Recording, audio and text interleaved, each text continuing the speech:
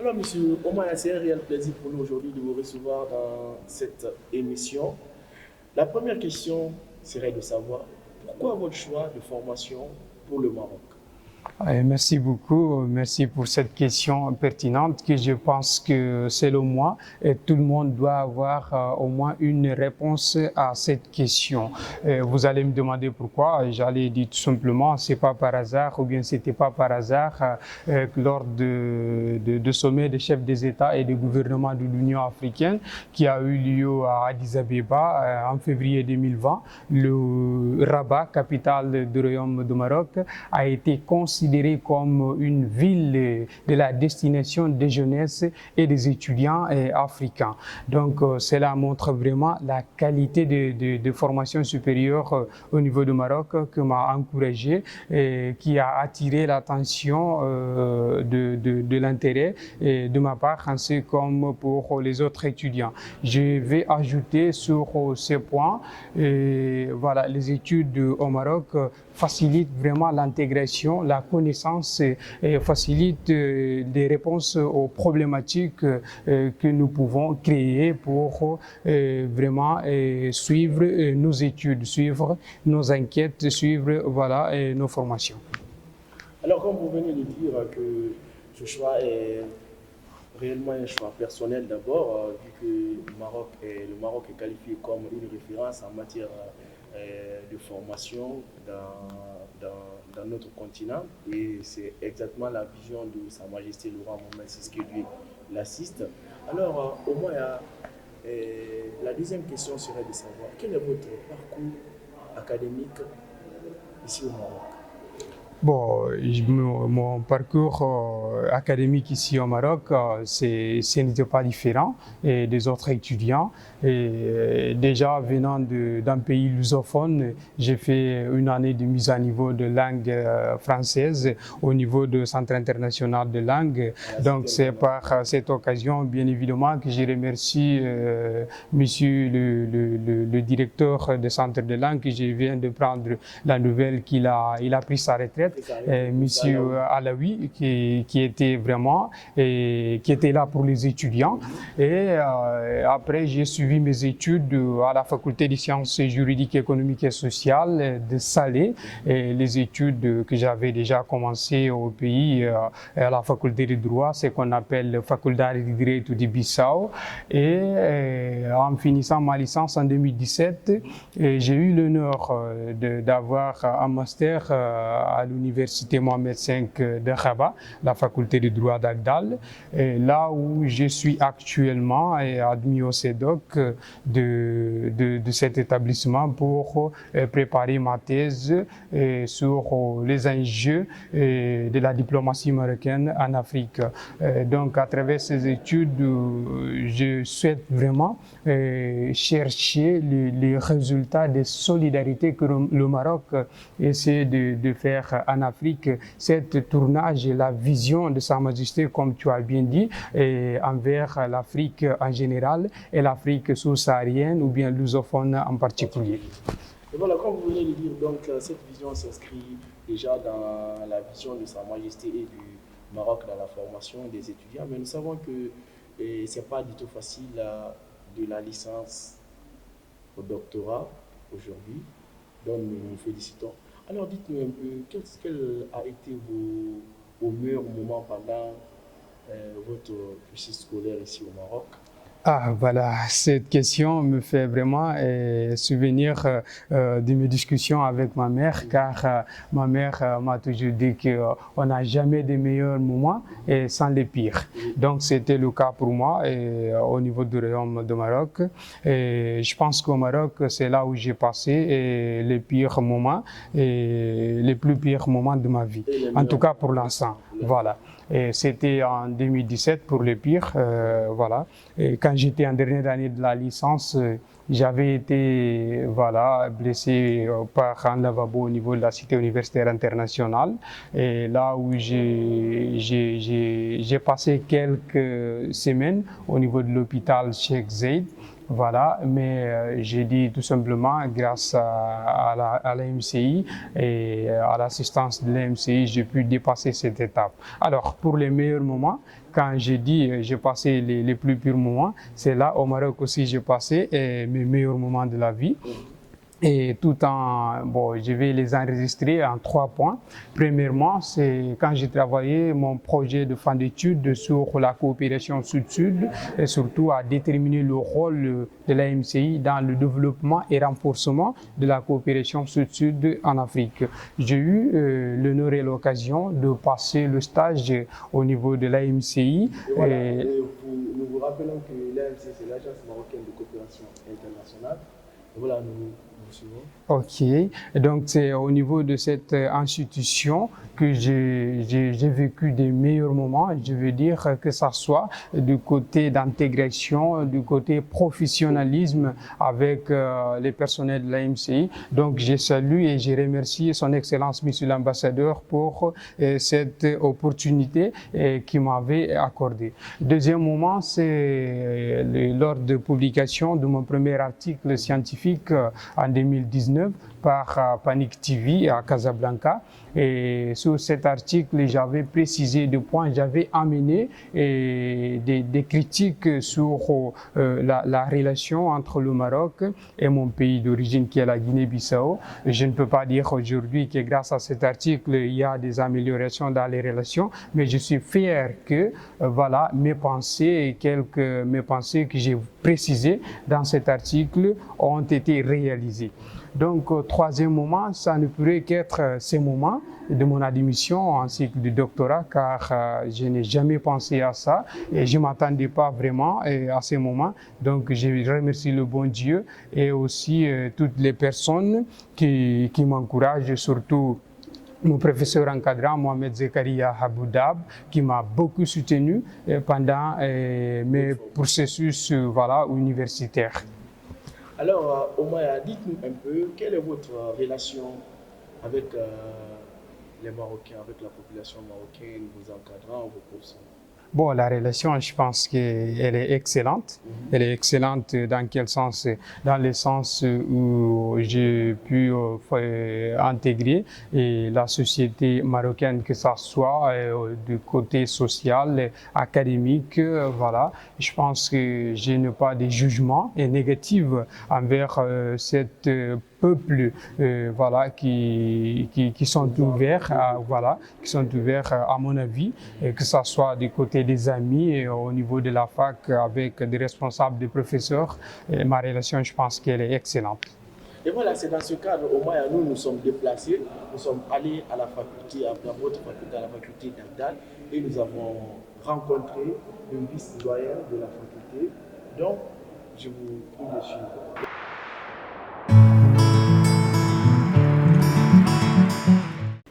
Donc, concernant le parcours universitaire de M. Correa Amado, donc maintenant, actuellement, il est inscrit à notre CEDOC, au Centre d'études doctorales, au sein des laboratoires des droits publics et sciences politiques. Il travaille sur une thèse de doctorat dont le sujet est d'abord l'enjeu de la diplomatie marocaine en Afrique. D'abord, permettez-moi d'abord de remercier l'association African Youth Vision en tant que plateforme de communication qui vise d'abord, entre autres, à encourager, à accompagner et soutenir les étudiants, notamment les étudiants subsahariens, dans leur parcours universitaire. Apparemment, la faculté des sciences juridiques, revenant à votre question, la faculté des sciences juridiques et sociales d'Agdel, relevant de l'université Mohamed V de Rabat, encourage les étudiants à travers la mobilité internationale, et ce, tout en concluant des conventions, que ce soit des conventions cadres ou bien des conventions spécifiques avec des universitaires étrangers, notamment les universités africaines, et ce pour encourager les étudiants subsahariens pour avoir acheminé leur cursus universitaire d'une part, et d'autre part pour le partage d'expériences et des bonnes pratiques dans les domaines d'intérêt commun, que ce soit en droit, économie et sciences de gestion. Alors, nous sommes de retour sur ce plateau. Alors, Correa, dites-nous un peu, quelle est votre filière pour votre thèse pour le doctorat? Bon, ma thèse porte sur les enjeux de la diplomatie marocaine en Afrique. Nous savons qu'aujourd'hui, la vision du Maroc est tournée envers l'Afrique. Voilà, depuis 1984, le Maroc avait quitté sa maison et avait quitté l'Union africaine, mais c'est à partir du 30 janvier 2017 qu'avec la politique du Royaume du Maroc est tournée envers l'Afrique, dont la priorité est l'Afrique sous-saharienne. Donc nous savons que tout ce que le Maroc fait actuellement, c'est de changer, c'est d'accompagner les pays africains dans leur développement. Donc il y a des questions. Je pense bien que le Maroc l'a toujours fait, même s'il n'était pas membre. Effectivement. Il a apporté tout ce qu'il pouvait en matière de coopération. Effectivement. Donc, avec ces retours, voilà, cette nouvelle vision du Royaume du Maroc, il y a des questions qui se posent. C'est quoi l'enjeu de cette politique du Royaume du Maroc envers les pays africains? Donc, c'est cette étude-là que je veux vraiment faire des études empiriques dans le pays de l'Afrique sous-saharienne pour découvrir vraiment c'est quoi l'enjeu de cette diplomatie que le Maroc joue actuellement en Afrique. Et voilà, je pense bien qu'avec ce thème, vous allez avoir besoin de beaucoup d'enquêtes, de beaucoup de recherches. Dites-nous un peu où en êtes-vous actuellement avec au début de ce doctorat? Bon, comme vous le savez, bien sûr, ok, merci pour la question. Le début, ce n'est pas du tout facile. Bon, j'ai tout simplement commencé à faire des contacts, surtout avec les personnes qui détiennent des informations en ce qui concerne, que ce soit l'investissement du Maroc dans le pays, que ce soit des investisseurs, des organisations ainsi que des particuliers. Et je suis en train de rassembler les informations, et vraiment parce que le doctorat là, on ne le commence pas, et on va dire dès les premières années, mais on passe, voilà, bien évidemment, à rassembler les informations, à faire des lectures, à chercher des pistes qu'on va suivre pendant les années des études. Ok, voilà, au cours de votre formation, je pense bien que vous êtes lié d'amitié avec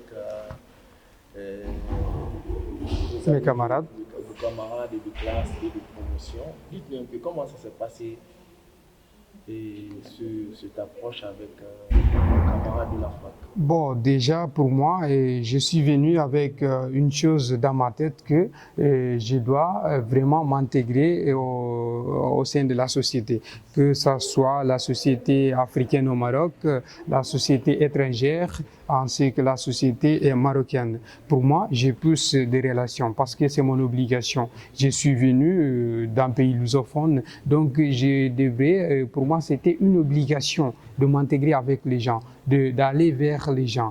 Donc, c'est comme j'ai dit tout à l'heure, ou bien comme je vais dire, que les personnes qui cherchent à savoir, à connaître des choses, doivent sortir de leur entourage pour aller envers les autres personnes, pour échanger avec elles, afin de pouvoir avoir vraiment des relations significatives. C'est dans ce sens, au cours de notre enquête, que nous sommes allés à la rencontre des camarades de Omaya qui ont aussi donné leur impression par rapport au personnage. Je tiens tout d'abord à féliciter notre cher ami Amadou Correa pour son admission au doctorat, une admission qui est bien méritée. Il était mon collègue en licence et en master. Il a réalisé des projets scientifiques éminents qui ont eu une grande admiration de la part de ses professeurs. Pour nous, Amadou Correa n'est pas seulement un étudiant étranger, il est aussi un ambassadeur de son pays, la Guinée-Bissau. Il est notre ami, de son esprit associatif, il a pu s'intégrer facilement au sein de la société marocaine, avoir des amis.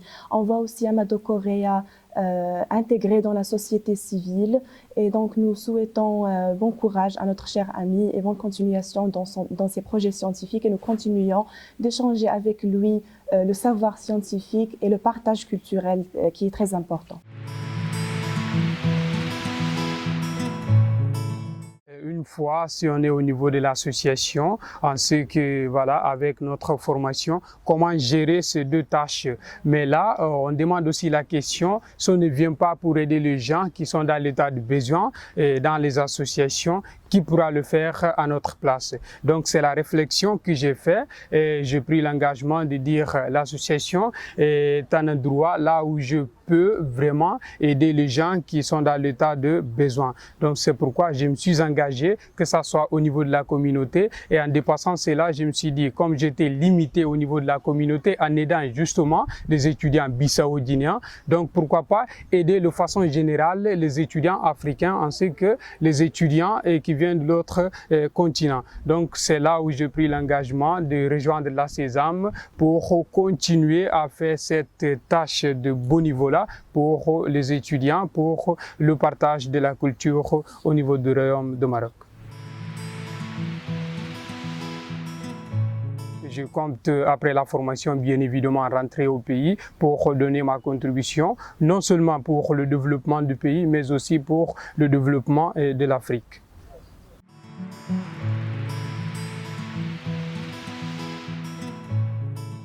Je ne pense pas que je suis la personne la mieux placée pour conseiller les étudiants, pour conseiller la communauté lusophone dans ce qui concerne la réussite, mais j'aurais quand même demandé à ce que tout le monde puisse partir du principe du philosophe américain Ralph Waldo, là où il dit « confiance en soi est le premier secret pour le succès ». Donc, en partant de ce principe, je pense que tout le monde pourra réussir sa carrière, que ce soit au niveau du Maroc, ainsi que dans son pays de l'origine. Je veux adresser une citation aussi en portugais pour la communauté lusophone, qui est une citation de ma propre pensée et de ma réflexion personnelle, là où je dis « o difícil parece impossível até que torna incrível ». En partant de ces principes, tout le monde peut vraiment dépasser leurs limites.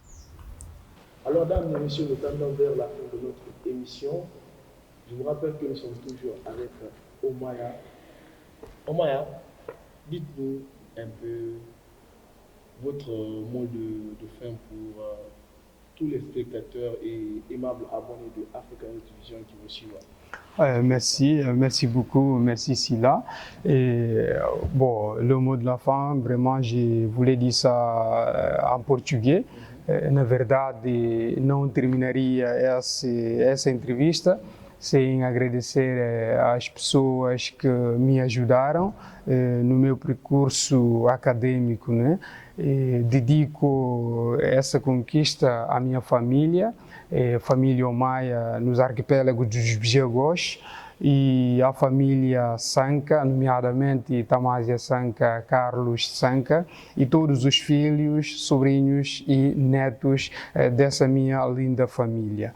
Revenant sur cette question de donner le mot de la fin, je remercie vraiment la chaîne Africa Youth Vision ainsi que la faculté des sciences juridiques, économiques et sociales en personnalité de Monsieur le vice-doyen pour son engagement non seulement au service des étudiants étrangers ainsi qu'au service des étudiants de façon générale. Merci beaucoup, merci vraiment à vous aussi là. Merci à toute l'équipe de l'Africa Youth Vision. Vraiment, merci pour l'opportunité que vous m'avez accordée. Merci en tout cas, chers aimables téléspectateurs. Je pense que Omaya a tout dit et nous comptons vous retrouver très bientôt. N'oubliez pas de liker, partager notre vidéo. À la prochaine. Merci.